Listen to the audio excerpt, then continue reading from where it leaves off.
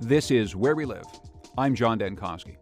Governor Dannel Malloy joins us today for his monthly visit to our show. You'll get a chance to ask him questions at 860-275-7266. Again, our phone number is 860-275-7266. You can send emails to wherewelive@wnpr.org. You can find us on Facebook or Twitter @wherewelive. We're also live today on CTN, the Connecticut Network. Governor Malloy was on with us last month on December 13th. It's one day before the shootings at Sandy Hook Elementary School in Newtown. As he said in his State of the State address this week, the world changed on that day, a mass murder of small children and brave educators that has the entire country talking about guns, school safety, mental health, and violence in society. We'll be finding out more about recommendations that the Vice President is making to the President on some of these issues coming up on Tuesday. But today we want to spend the bulk of our conversation talking about some of these issues with Governor Malloy. We welcome him back to the show. Good to see you, Governor. Thanks for being here. Great to be with you. Obviously, there's a lot to talk about as far as policy, but because we haven't had a chance to talk since that day, I'd really like to ask you some questions about that day and how you've governed since then, because it's been remarkable to many of us watching you go through this process, watching some of the emotion that you've shown, both during your State of the State address and during a press conference earlier.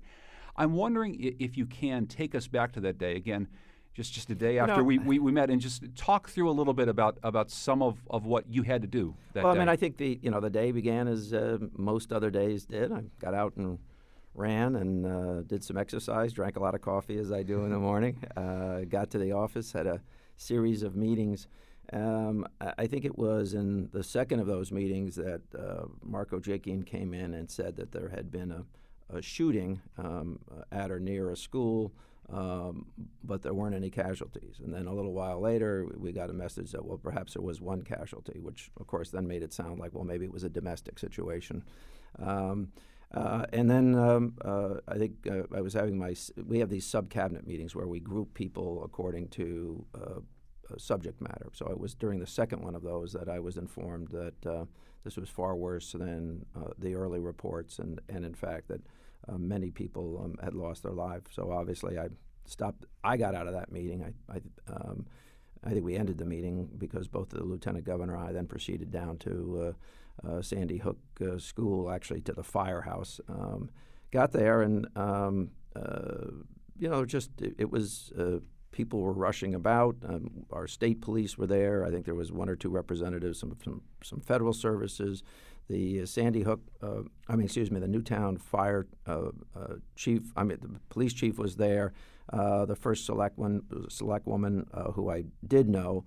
At some point, the superintendent showed up. We're all there. We're all basically outside. There's a place where parents and family members are being held, but there's no perimeter set up. The place is a bit of a mess, and the room's not substantially in control. There are people coming and going, and you don't know who's coming in and who's coming out. So we had a quick meeting, a series of meetings outside. Ultimately, the decision was made that the police chief made the decision that he wanted to turn over the primary responsibility at the scene to the state police. I wanted to be very careful about that as a former mayor myself, and certainly having a criminal justice background as a prosecutor. I wanted that to be a cooperative decision. The chief said, "Hey, listen, I've got 46 people. You have a lot more. So that was decided. We established a perimeter around the building. We met with parents and loved ones. We said we'd be back in an hour. We did that an hour later. In between, we organized the room substantially better. It was between the 2 o'clock and 3 o'clock hour that I think everyone, that I certainly and the people who were with me came to the conclusion that this could go on well into the next day before identifications would be made. And we talked about how do we talk to parents and family members, and about 300 yards away is a senior center, and you have to walk out to the road. So I grabbed the chief and I said, let's walk over there and see what that building looks like. I'm looking for a building that might have a series of individual rooms. And we did do that walk, but that walk was probably 500 yards. But you had to go through the street. You had to pass numerous people. As I'm walking, I'm being not accosted, but stopped by reporters, and pictures are being taken. And so made the determination that we couldn't move people there. It would be inhumane to move people there. Went back to the firehouse, came to the conclusion, although they'd move all the apparatus out and there were some tables set up in the garage area, that was not an option. Then talked to the police professionals, and their position, their training is, hey, you don't say anything until you have absolute confirmation. But it was at that point I made the decision that somebody had to go in and tell these folks that their loved one was not going to come home that day, and that effectively the school was a crime scene, and the crime scene might not be cleared for a very long time. That was a tough thing to do. Had the discussion, answered some questions. Obviously, different families handled that differently. But ultimately what happened is within a half hour or 45 minutes, most of those family members had been transported back to their own homes to be with their own families, and in many cases with their surviving children or other family members. We did end up having about 3 folks remain in the firehouse well into the night. I think I left around 9 o'clock at night. There were still a dad of one of the teachers, husband of one of the aides were still there, and they wanted the full closure. One of the other things, really important decisions that we made on the spot when I got there, is that we were going to assign a trooper to every family, and not just for the purposes of ascertaining information about what children were wearing and that sort of thing, but to provide service, comfort, and because we could see that this was going to be a gigantic event, to make sure that there was someone there to help them manage their way through that. I think it was the best decision we ever made. We didn't actually have enough troopers, so we had actually some police from different cities and towns. They were there, and they said, hey, we'll do it. And so we actually used some of them. We offered to replace them with troopers. They didn't want that done. The family certainly didn't want that done. And that trooper was basically with them, working through funerals, through people being transported back to airports and that sort of thing. I think it was a textbook decision, and something that I'm sure will be replicated in the future until we change our ways, and because we don't change our ways, there'll be additional of these types of things. And then, of course, the rest of it is a blur of trying to console people, try to make sure, and that includes, when you say console people, I mean that includes your state troopers, your local police officers, your firemen, many of those folks who'd gone into the building and seen the unspeakable carnage, and as well as families and parents and spouses and that sort of thing. And then, of course, on Monday the funerals began. I think I got I think 10 or 11. I know 10, maybe 11, as well as the number of wakes. Lieutenant Governor, by the way, performed absolutely fabulously, doing there with me every step of the way. We attended frequently. We couldn't attend the same funerals because there were multiple funerals taking place, and everything. The last funeral, I think, was the Saturday following the incident, and then, of course, just swung on a personal basis into the holidays. But I don't think there's been an hour in the day, or perhaps an hour in the night, that I haven't thought about this. Mm-hmm. When you were telling me the timeline of that day, you mentioned that originally you heard one report, then you heard another report. It was the same thing was happening in newsrooms all across America. We were learning different things at different times, and even people who were on the ground there. Do you remember the moment at which you realized that this was what it was, that it wasn't, and no one should be killed in a way like this, but that it was going to be 20 children, young children? I mean, do you remember that moment that you thought, oh my God, this is what happened here? When I got, I was informed before I was in the car that this was a large casualty event, and it was at a school, so the presumption was that there were going to be some number of teachers and students, as opposed to what initially appeared to be a domestic, right? Yes. Meaning that someone went in with the intention of shooting an adult who they knew. And it was only in the car driving down, kind of in a little motorcade, myself and the lieutenant governor in a car and a lead car, that we then got the details. So I was in transit. By the time I arrived at the firehouse, I knew that. Actually, I left. There's so many things that happen in such so rapidly. The president called me. I told him that I was not prepared to make any statement yet, that I wanted to make sure that I had more information before I did. I assured him it would be A-okay with me that he say or do anything that he thought was appropriate for him, but I was going to wait until I had more information. And I certainly at that point didn't want to be in a situation where I was compounding, because phones are ubiquitous, which means access to information is ubiquitous. And so I didn't want someone in the firehouse hearing me say something before I had spoken with them on the same subject. So I made that decision. The president did hold off for a couple of hours. I think he made a statement perhaps around 2:45. I made my first public statement, I think, at 3:30.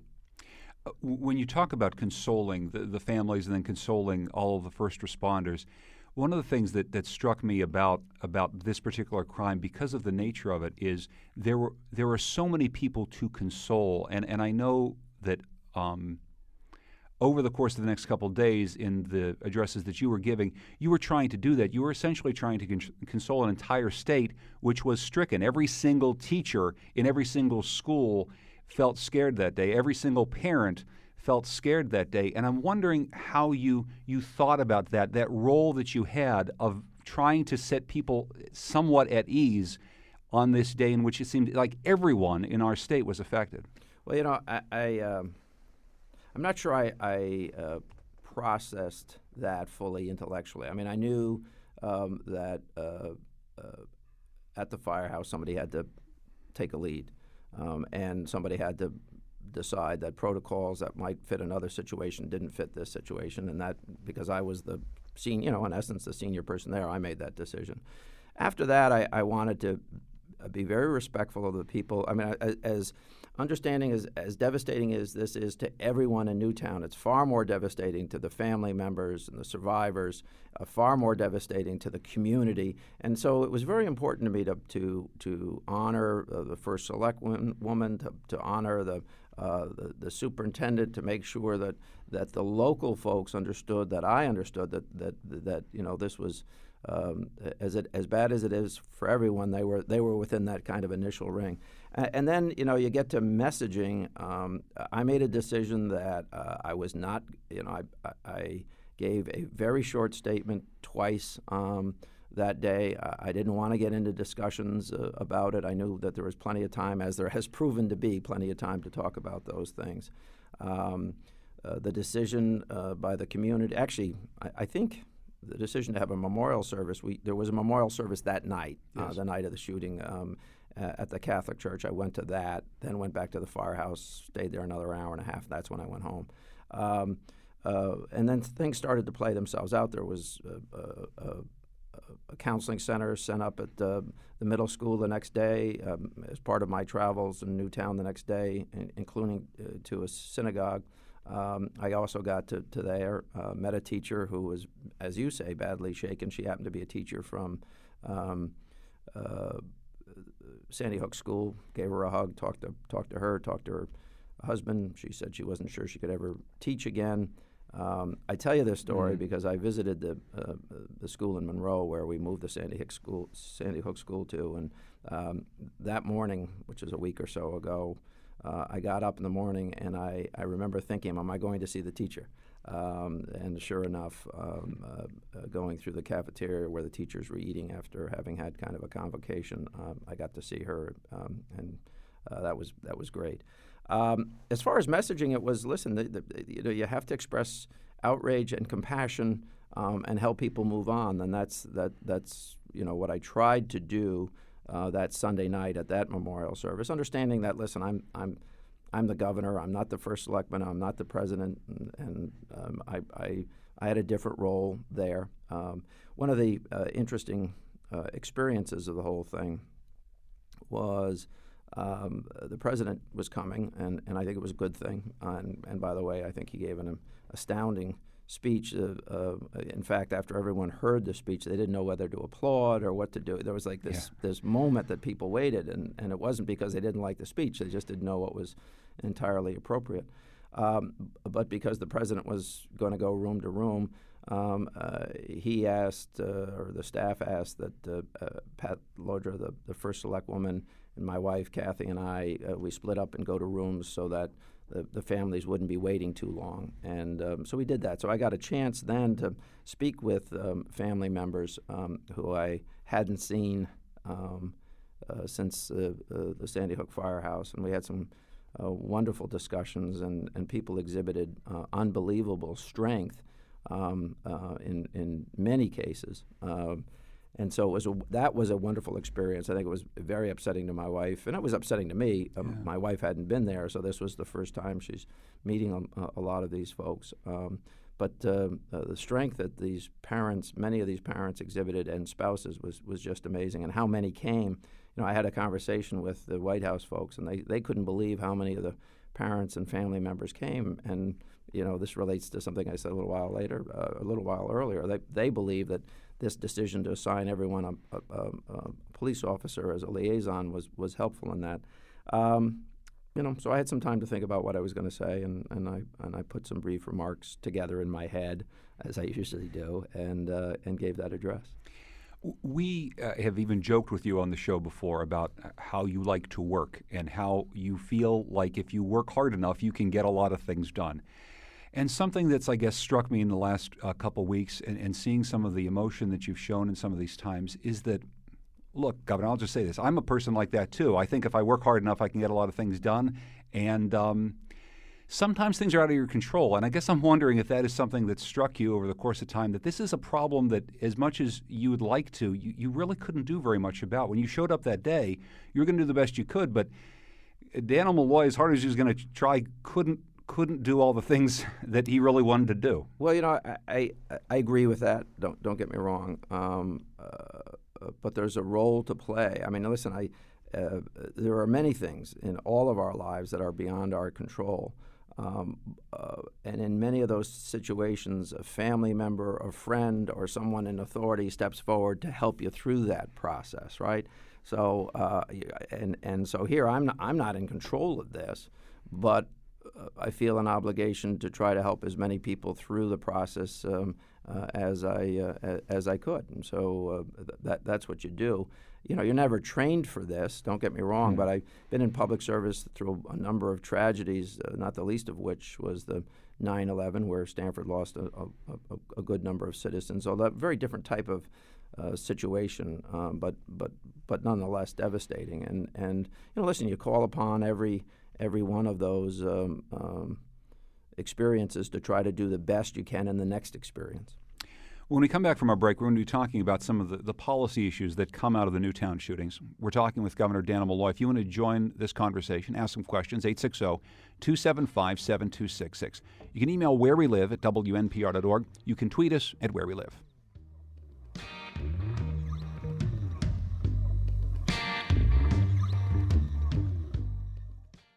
This is Where We Live. I'm John Dankosky. We're talking with Governor Dannel Malloy.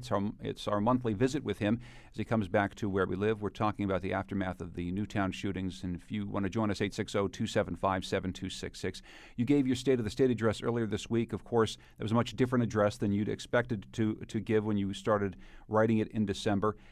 You led with a number of ideas and thoughts that were going through your head surrounding this. One that's stuck out to me was this idea that when it comes to preventing future acts of violence in our schools, let me say this, more guns are not the answer. Freedom is not a handgun on the hip of every teacher, and security should not mean a guard posted outside every classroom. Talk me through that idea, because it's a very powerful statement, and it's clearly what you want to say about all this, along with other things that we'll talk about large capacity magazines and other things. But this idea of the role of teachers and the role of security in schools is, I think, something very important here. Well, first of all, you know, what do you say? We have too many guns in the United States for really relating to our history, and language that I believe was put into the Constitution really about the role of the citizenry to help a newly formed government face or a government that had just been formed face the tyranny of a foreign power. From that, we got to the language in the Constitution, and from that, we've decided that lots of people can have guns and as many guns as they want, and that there's nothing, on its surface, there's nothing wrong with all of that. We have 5% of the world's population, and apparently 50% of the guns is a statistic that I've seen. But beyond the number of guns, we then created this very violent society. Now, listen, I'm 57 years old, so I grew up watching Bonanza and Gunsmoke. And as a kid, you watch Bonanza and Gunsmoke, and you watch people get killed, but you always did it with appreciation that that's not who we were anymore, right? Lo and behold, and certainly not wrapped up in the mind of a young child growing up, our society was returning more rapidly to that than it was the progress that we had been made probably in the prior 100 years when it came to violence. We became more violent. That's who we are, and it's through the implements of violence. It's through our culture, our arts, including movies, and then of course you have these new inventions, which is you can play any game you want on any TV in the world, and the ones that sell the best in America by far are the ones that portend violence. In fact, on the day that this incident occurred in Sandy Hook, there was a program out there that you could play shooting up a school. I mean, what's wrong with us? Now, but along with all that, and so they'll go back to this. So that's the plan. And so then you hear people in certain states say, "Well, listen, all we have to do is arm every teacher." I reject that. We certainly have to have security in schools. Don't get me wrong, but knowing what we know even publicly, and there'll be more that will eventually be known about this incident. This guy went in with the intention of shooting out the door and gaining access. He knew what he was doing. People can plan those kinds of attacks. We have to be more secure. We have to be more prepared, and we have to become a less violent, worshiping society, and we have to make sure that every person who buys a gun in America does it with a background check. Well, let's get to that cultural aspect since you brought it up first. Some aspects to that, people are going to talk about violent video games. Clearly, our state has tried to court the entertainment industry. The entertainment industry is still making very, very violent films. There are lots of arguments about how big an effect that actually has. On that day that we talked, the day before Sandy Hook, you later that day had a press conference at the Colt Building here, which many people are trying to turn into a national park of some sort to celebrate essentially our firearms history. We do have this long encultured history here. How do we turn that around? How do we begin to make this conversation about guns a different conversation than the one that we seem to have all grown up with Gunsmoke and everything else, Governor? But wait a minute. Every country, every industrialized country had a gun manufacturing system. You can, if you study armaments, for instance, in Germany, you understand that these hunting rifles that they constructed were actually works of art with carving and all. I mean, that's not that there needed to be guns in America at some point, and even continuing today, it doesn't take away from the fact that we should not be glorifying in our culture, in our arts, and in our family rooms violence. I mean, there's a difference. Listen, some movies are going to have to depict violence, but that's an experience that lasts somewhere between 90 minutes and 225 minutes, and for most folks is a single event. Now, you take that experience, you write a program to be played on your TV so that children can then live that experience, that 90-minute to 2 hours and 25-minute experience, and they can live it for 8 hours a day sitting on the couch. It makes no sense. There's a disconnect because one thing we can appreciate and understand and respect, doesn't mean that we then have to accept everything else that's related to it. But should we have restrictions on the types of violence in video games? If you're talking about kids playing first-person shooter video games, should we have laws to say we can't sell those anymore? I think we have to have laws that say either we can't sell them or they can't be sold to persons in homes where there are children or they're available, or we just have to simply decide as a society that these are so unacceptable that there's no longer a marketplace. So it could be any of those things. I suspect that sales of those games have gone down since December 14th. I don't know for sure, but I suspect they have. I want to get to some phone calls here. We're talking with Governor Dannel Malloy. Mary is in Hamden. Hi, Mary. Go ahead. Hi. Thank you so much for taking my call. Governor, thank you so much for discussing these issues with us. Parents in this state are really worried, really nervous, and very concerned about school security and school safety. I attended a PTA meeting last night at my local elementary school. My son's a kindergartner, and our principal did a very good job. It was a thorough discussion of security measures in place, security measures that will be put into place in the near future.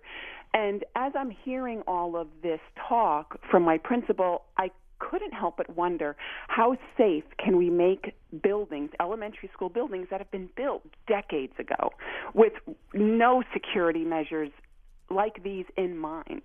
I'm sitting in a cafeteria last night with a wall of windows facing the front of the building, and I know a lot of new schools are not built that way anymore. The cost would be astronomical, but I'm just wondering if there's any discussion or the potential for discussion to address these old buildings that really can't secure our kids the way we now feel we need to. Mary, thank you. Yeah, Mary, I think that's why I set up a commission to look at this. That's why there's going to be discussions. I don't think there's an instantaneous answer to that, Mary, but I know that Americans' approach to security is very different today than it was in the 1970s or the 1980s or the 1990s or before 9/11. So if we think of this as a continuum where we will make ourselves more secure over time, understanding what the threats are, I think we can make meaningful progress. Now, that doesn't mean every window in a school is going to become bulletproof glass, but it does mean that we can make entrances and exits more secure, and we can start to take on the most obvious issues first, and then work our way against the others. So, Mary, I don't have a quick answer for you, other than I firmly believe that our state and other states will be working on this issue, and local governments for the foreseeable future. What about school security personnel at every school? Because many parents, just like Mary, are going to schools right now saying, we'd like to have more of a police presence on a regular basis. Others are concerned about that and what it might mean for children. What do you think about that? Well, listen, I'm a supporter of security in schools. I mean, as mayor of Stamford back in 1996, I brought the school resource officer program to schools, and I insisted at that time in 1996, against the objections of the Board of Education, that if we're going to have resource officers, they got to be wearing their uniform. That means all of their uniform, because we have to teach young people how to have a relationship with police officers, which really had broken down in our society. Almost every high school in the state has some level of security. Most middle schools do. A lot of elementary schools don't. Do I think that that's going to happen? I think in more districts than not, that's probably going to happen. It is a local decision ultimately to be made. But there's no perfect security, and there's we can't do one without doing them all, I suppose is what I'm saying. We can make ourselves more secure, but we have to make ourselves less violent. We have to have fewer guns in the hands of the wrong people, and we have to examine our own personal approaches to this culture of violence. And so let's not focus on any one of them. Let's focus on all of them is what I'm trying to say. And that's what in your advisory commission you're trying to do. Maybe you can talk about what the plans are for this group. It's being led by the mayor of Hamden, 16 people on this advisory committee, and you're meant to tackle You're telling them you want to tackle guns, gun violence, mental health, all the issues that have come up after this. What do you hope to accomplish with this group? Well, I want to clearly the legislature is going to take things up, and clearly I'm going to speak to this issue on an ongoing basis. And what I would like is a roadmap of where we begin in making some of the changes in the cross section of issues that I've just mentioned. The mayor of Hamden has a great intellect, has served on 2 prior panels at my request, certainly will do a great job. We've actually put a lot of people on this panel who know something about mental health, because I think that that's a major portion of the discussion that we have to have in our country and our approach to mental health. And I'm speaking to that on an ongoing basis as well, as I was before, but I'll step it up even more. So I think by March we'll have some common sense recommendations to make, some of which will probably be put into statute by the legislature, some of which may be advisory to local school systems, who first and foremost have the frontline responsibilities in this area. When you talk about mental health, what specifically do we want to address? Because I think, as you said at an earlier press conference, we may never know why exactly Adam Lanza did what he did, and at this point, there's a lot of speculation about his background and his mental health record, but we don't know everything. And I think some people in the mental health community, people worry about painting with too broad a brush the idea that people with mental disabilities of some sort may indeed be violent. I'm wondering how we address this topic in a sensitive way so that we're not essentially saying, here's someone who did this incredibly crazy, horrific thing, and we're going to just assume something about his mental state. Well, I think we know a little more than that. So with all due respect, but I understand the principle of the question and the point that you're getting at, and that is, I think first and foremost, what I say about mental illness is the vast majority of people who are going to experience some form of mental illness in their life are going to recover from it. Mm-hmm. So why do we stigmatize it to the degree that we do? And so I think we have to have an honest discussion about that. I grew up with learning disabilities, and I've never hidden that. Had a tough childhood as a result of trying to overcome those. I am still meeting, 50 years after I was wrestling with these issues as a 7-year-old, I'm still meeting parents who say, well, my child has a learning disability, but I don't want it in their school records. Mm. Well, that's who we are. We think that being different is wrong, we stigmatize in our society to too great an extent. So I always begin my conversation about mental health saying most people are going to suffer mental health. And by the way, most people in America are going to have a mental health problem at some point in their life. Obviously, understanding that there are different levels. Let's just begin by admitting that most people will get through it and recover through it, and then let's build a system that says if someone reaches out to us, then we're going to be in a position to respond. And then let's go to the other portion of the question that you asked. Most people who experience mental illness they're not made violent by it, but we do know that people are made violent by some number of people are caused to be violent or exhibit over a longer period of time some violent behaviors. Somebody locked in a room playing day after day and only playing day after day violent games. Hey, I got news for you. That's a warning sign. It's not a decision by an appropriately trained person to say that this person is going to be violent. But if that's tacked with other behaviors, we got to find a way to reach out. Let's go to Alex in Willington. Hello, Alex. Go ahead. You're on with the governor. Oh, thank you for taking my call. Hi, Governor. Hi. I sympathize with the families in Newtown. It was a horrible day. It must have been horrible for you, Governor, and whatnot. But you may recall exactly 24 hours before the shooting started in Newtown, at the last Where We Live, another caller from Willington asked you about special education and the state's role in special education. And I was wondering, you said that, and I agree with you, that you don't think more guns in the school is the answer, armed guards, arming the teachers, et cetera. And you talked a little bit about mental health. But what about the role of special education, the special needs child? Early, I understand that the Lanzas had been fighting the Newtown school system when Adam was going there and whatnot. And perhaps if the state stepped in more to fund special education, future tragedies might be averted. And what is your thought about that now? I think that first and foremost, education in Connecticut and actually in America is primarily the responsibility of local government. And we do have some laws that address this issue, and people do have a series of rights as well as obligations. That's parental rights, Board of Education obligations. We should hold people to those standards, and we should do everything within our power, understanding that we have to balance a lot of interests to be as helpful as we possibly can to people whose children or to the children themselves who are experiencing some difficulty. I think that in America we have tended, and what we're in the process of overcoming is this kind of one-size-fits-all, which means that a whole bunch of people remain with needs that are unaddressed.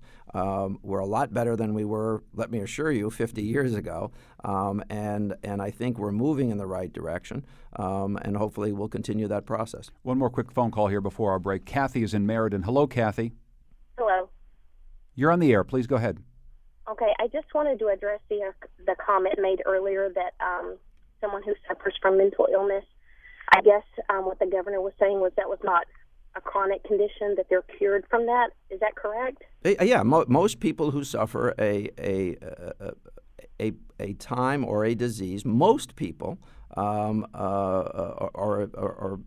I don't want to use too many words because whatever word I use is going to offend somebody. But most people who experience that at some portion of their life are actually going to recover from it. Now there are folks who will not recover from it, and I want to acknowledge that as well. But we have stigmatized to such an extent mental illness that a lot of people choose not to pursue therapies or treatments for themselves or their children for fear of being stigmatized. I concur with that. However, I am a psychiatric home care nurse, and I work in the trenches with this population that you're talking about. And, the patients who do suffer from paranoid schizophrenia or bipolar disorder, it's a chronic condition. They do not recover. Of course. And it is long-term. And I understand that the plan for the state is to implement home health aides in place of the RNs going in for a daily mental status assessment on these patients that do receive home care. Is that still the plan? I got to tell you, I don't have that level of detail at the moment. I have to tell you that we have to find less expensive ways to serve to deliver higher levels of service. We live in a society that is not inviting of tax increases, as you well know. And so if that is one of the suggestions on how we deliver a higher level service at less expense with properly trained people, it may be. I don't have that answer for you. Kathy, thank you for your question. We're going to take our last break, and when we come back, we're getting a lot of questions about gun control. We've been talking about mental health, some of the other things that the governor wants to tackle in this upcoming legislative session, but we want to talk a bit more about gun control as well. You can join us at 860-275-7266. Email wherewelive@wnpr.org. You can tweet us at wherewelive.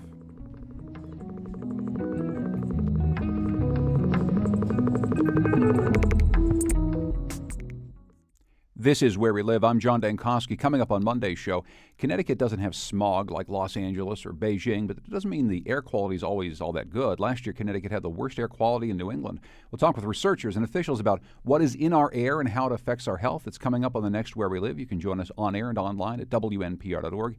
Keyword where. Today we're live on CTN, the Connecticut Network, as we talk with Governor Dannel Malloy for his monthly visit. We've been talking about the aftermath of the Newtown shootings and some of the many issues that he's had to tackle. As we move to some of the gun control issues that I know you've been speaking with Vice President Biden about and many others, one question that's come up in this commission that you put together, the 16-member panel, there are no members of the firearms community here in Connecticut. There are people who still make guns, like Colt's just down the street from us, right here in Connecticut. Why does your commission not have any members of the firearms industry on it? Well, it doesn't have members of a lot of industries on it. We know what the firearms industry has been saying. They're major funders of advocacy groups that deliver their message.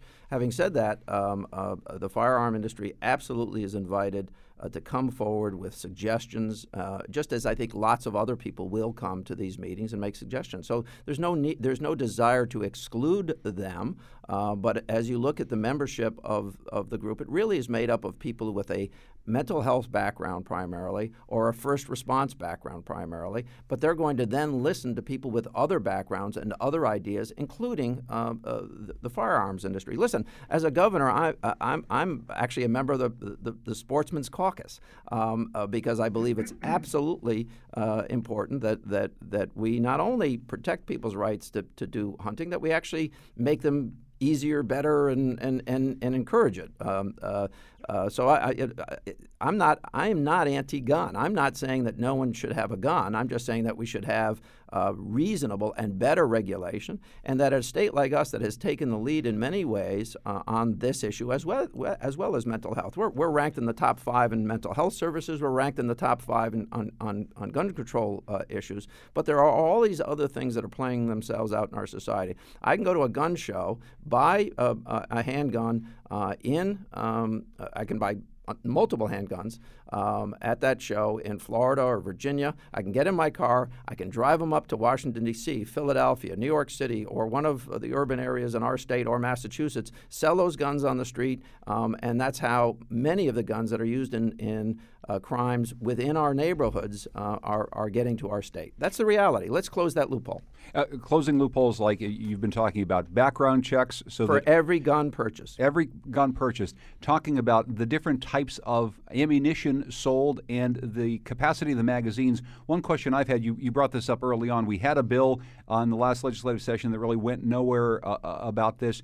You want to ban the size of the magazines, but we're talking now about 10 rounds in a magazine. Why 10? Why is the number 10 as opposed to a smaller number than that? We hear from a lot of hunters you don't need more than 3 bullets if you're going to go out and shoot. Yeah. I think 10 is the number that people have gone to because that's what was in the assault weapons ban that expired a number of years ago when the Congress didn't have the guts to stand up to the gun lobby. I want to go to Sasha, who's calling from Hartford. Hi, Sasha. Hi. Hi, you're on the air. Go ahead. Yeah, thank you for taking my call. I just have an idea, and I just want to ask Garner if it might be working. So, with new technology available right now, maybe new kind of gun generation can be developed where built-in GPS and built-in gun control can be control the gun itself, not the build of schools or any other areas. So we can set by GPS gun, shooting-free zone. We can, it's not only for schools, maybe for malls, for train stations, etc. So if this new generation of guns can be controlled, centralized. Yeah, well, and it's a good question, Governor. So the technology is evolving and rapidly, and so I think there are all kinds of technologies that will be discussed. There is a certain reality that whatever we do has to have an appreciation that there are already a heck of a lot of guns out there. In fact, 50% of the world's supply. So we're going to have to balance that. Having said that, making guns safer and making them more easily identified and connecting them to owner are things that we should pursue reasonably and makes a whole lot of sense. Is that a conversation you think you could have with the gun makers that are based in Connecticut? I mean, do you think you could sit down, because obviously you want to protect jobs here in Connecticut, and you've said you want to protect the right of sportsmen to carry guns and these companies to sell them. Do you think you could sit down and say, let's have a realistic conversation between us about what guns you're going to make, what guns you're going to sell? So now I'm going to tell you something that most people don't understand. Smith & Wesson years ago tried to do that, take the lead in the industry. And they were badly punished by folks for having done that. There are people in the gun industry that if you had private conversations with would be able to even agree on some of the things that I'm talking about. For instance, there are people in the gun industry who believe that there should be universal background checks, but they're not going to come forward and say it. at least not now, because they saw what happened to Smith & Wesson in the marketplace, and the comments that were made about them in all kinds of publications for having sat down, that they're afraid to do that. That's a reality, and it doesn't get talked about, but that's what happened. So, everyone is afraid of folks getting beat up in the marketplace, or getting beat up in Washington, or getting beaten up by the folks who promote the use of guns for various reasons in magazines and sporting and all the rest of it. So they don't. No one wants to take the lead. But in private conversations, there would be broader agreement on some of these points than anyone who was going to appear on behalf of the gun lobby on a Washington-based show on a Sunday is going to ever admit, because they don't want it to happen. But so how do you draw out those people from those private conversations if you've got really bipartisan? We talked about Joe Manchin in West Virginia, someone who's a gun rights supporter who's really open to change in this world right now. Do you think that you can draw some of these private conversations out into the public, and maybe you taking the lead? Because again, there's still a gun industry here in Connecticut. I just want to point out that you said Joe Manchin, who's a supporter. I'm a supporter. Listen, we have a Constitution. Constitutions have certain language, but the Constitutions don't say, for instance, that everyone has to have a machine gun. In the 1930s, machine guns became owned by criminals. We decided that no one should have a machine gun. Guess what? We don't see machine guns getting used. We made a decision in post-World War I, when people were bringing home bombs and the forerunner of the modern hand grenade, that citizenry should not own a hand grenade. Well, guess what? We don't see them being used in crimes. We certainly don't distribute them. These things have an impact. Even on the assault weapons basis, we actually did have a time in our country when these magazines were limited. That's what we should do. There's agreement on these things. It's not an impossibility, but it's an impossibility if you decide that you have to have an agreement with everybody who takes really crazy positions. Let's quickly go to the phones again. Senator Ed Meyer is calling us up. Hi, Senator. Go ahead quickly if you would. We're running low on time. Okay, John. Thank you. And hi, Governor. Hey. I just wanted to mention about gun magazines. I went out to the State Police gun range in Simsbury recently and got a bit of a training. And in fact, what the State Police said is that if you have any magazine, a bad guy can change the magazine in 1 second. So if you have a magazine of 10 rounds, you're going to be able to change that to another 10 rounds very, very quickly. And therefore, I think one of the bills that we're going to consider in Hartford will be no magazines, no clips. You'll be allowed to shoot a bullet out of the chamber. And I apologize, Senator Meyer. Yep. Go ahead, Governor. I apologize. Listen, I am not going to make pursuit of the perfect the obstacle to better. So I think the legislature can have their discussions. I don't think that that's ever going to happen in the United States. And what I think we have to get to on the United States, because these things don't stop at borders, is to a better point than where we currently are. I don't believe that regulation will ever be applicable across the entire United States. So on a United States basis, I believe that we should be talking about going back to the assault weapons ban standard, which was a substantially better standard than what we're talking about. By the way, the number of guns that the slide on of the magazine doesn't quite work as well. I mean, well, actually, let's just use a shooting in Aurora. It was during the change of one of those clips that people were able to tackle the person. So, and he had large capacity. And I think that also happened in another shooting in Arizona, if I remember correctly. So I'm going to pursue on a national basis better. We can have discussions in Connecticut about anything. Governor Dannel Malloy, thank you very much for joining us, and we'll see you again next month, hopefully, again in better circumstances. Yeah. And thank you very much for being here. Thank you. If you want to continue this conversation online, go to WNPR.org, keyword where. I'm John Dankosky, and this is Where We Live.